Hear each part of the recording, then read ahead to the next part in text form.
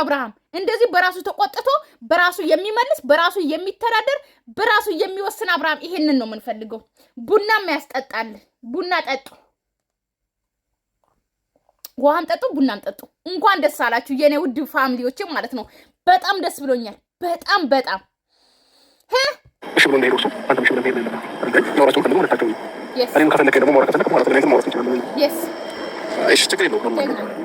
አሁን ያልኩህ ነገር ያው አይቆረቁር ደጋግማ አታውራ ደግሞ ኤፍሬም ማለት ነው። ሂዳው አሁንም ያወራት ያው እንዳልኩ ስለዛሬ የሚያደርጉት አሁን ማደርገው በቃ አትደጋግሙ፣ 10 ጊዜ አትደጋግሙ። ሩታም አሁን ይኸው እኔ ምስት ነኝ እያለች እንግዲህ ነገ በጉጉት ነው የምንጠብቀው። በማን ቤት ነው የሚለቀቀው ደግሞ ቪዲዮ? ታውቃላችሁ ተቋርጧል። አንጀቴ እንደዚህ ተንጠልጥሎ ተቋረጠ ቪዲዮ ማለት ነው።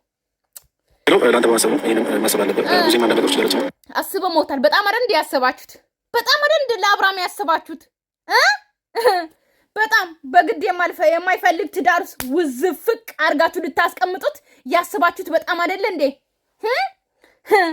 አዎ እንደዚህ በራሱ ከዚህ በኋላ አብርሃም እግዚአብሔር ይመስገን እንኳን ወደ ራስ ተመለስ። ከዚህ በኋላ እዛ ቤት የሚል ነገር ልጅን ከፈለክ በፍርድ ቤት በስነ ስርዓት ራስ ኦኬ አምጥታ ታሳይ፣ ወይም ደግሞ አሁን ልጁ በእግሩ ሲሄድ ድረስ ጠብቅ፣ ትምህርት ቤት ሲገባ ድረስ። ምክንያቱም ሰኞ ትምህርት ቤት ሲገባ ሄደ ወይም ደግሞ አርብ ለታ ሄደ ከትምህርት ቤት ታመጣለህ፣ እስከ እሑድ ድረስ አንተ ጋር ይቀመጣል።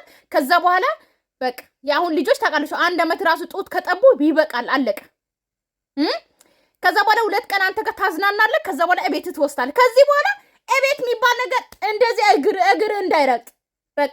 ከዚህ በኋላ ገና ኃይለኛ የአይጥ ወጥመን ነው እዛ ቤት የሚቀመጠው። እንዳትሄድ ሆ